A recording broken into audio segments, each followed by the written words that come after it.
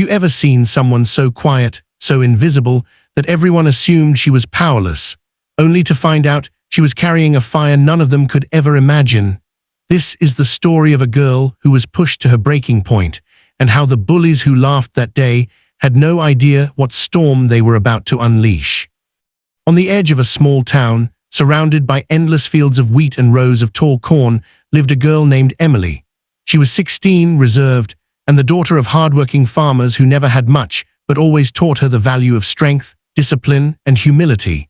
Emily's parents had enrolled her in martial arts when she was only 6 years old, not because she was aggressive, but because they wanted her to learn focus and inner power.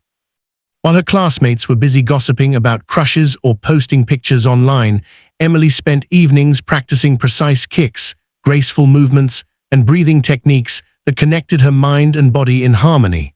But to the world around her, she was simply the quiet farm girl, the one who smelled faintly of hay and always sat alone at lunch. The school pool was a place of pride for many kids, especially the wealthy ones who flaunted their swimsuits, their laughter, and their cliques like trophies. For Emily, it was the place she dreaded most. She never felt like she belonged, and her silence made her the perfect target. Among the students, a group of popular teens, led by Rachel, the girl who always craved attention, and Jake, the boy who loved mocking others, saw Emily as an easy victim. They whispered cruel jokes, called her cowgirl, and snickered at her worn-out shoes. But that day, when the sun burned hot and students gathered around the poolside, their cruelty reached a new level.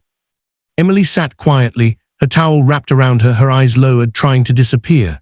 That's when Rachel, with her painted nails and mocking smile, nudged Jake and whispered loudly enough for others to hear, "Watch this." Before Emily could react, Jake shoved her shoulder hard and she stumbled, her body crashing into the shimmering blue water. Gasps filled the air, followed by laughter. Her hair fanned out like seaweed, her clothes weighed her down, and she kicked desperately before surfacing. The sound of Rachel's laughter echoed like a cruel bell, and the circle of students clapped as if it were entertainment. But what none of them knew was that beneath Emily's calm face, something was shifting. She didn't scream, she didn't cry, she simply climbed out of the pool, water dripping down her arms, her clothes sticking tightly against her skin. She stood there silent, her eyes colder than they had ever been. In that moment, the bullies thought they had won. They didn't realize they had just awakened a part of Emily she usually kept hidden. The disciplined warrior who had spent years training in silence, a storm waiting for the right moment to rise. What happens when the person everyone thought was weak suddenly shows a strength that terrifies even the cruelest bully? Sometimes, the quiet ones don't stay quiet forever, and when they rise, the world remembers. The next day at school, rumors spread quickly about the farm girl who got pushed into the pool. Videos had been taken, and the bullies replayed them, laughing as if it were a comedy. But while they relived their victory, Emily spent the night practicing in her family's barn. Every kick cracked through the dusty air, every strike against the wooden post echoed with determination. She wasn't practicing out of anger, she was preparing to face the world with the strength she had always carried inside.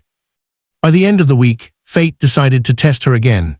In gym class, the coach had organized a self-defense demonstration, inviting students to pair up and practice basic moves.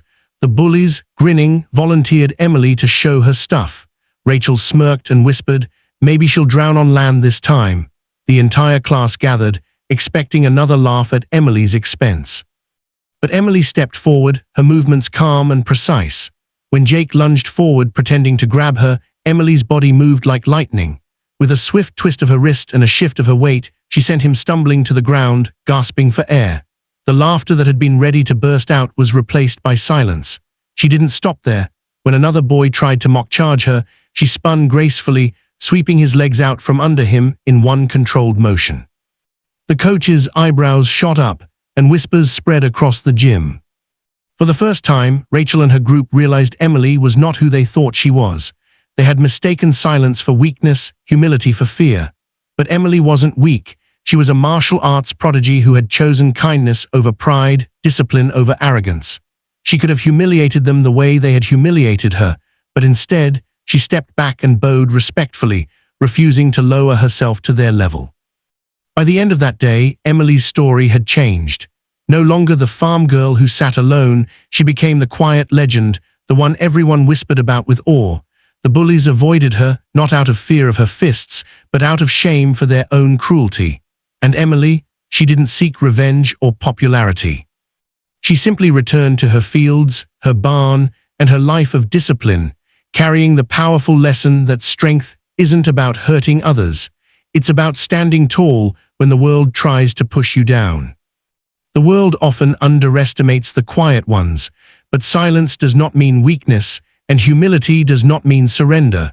Sometimes, the greatest power lies in restraint, discipline, and the courage to rise above cruelty.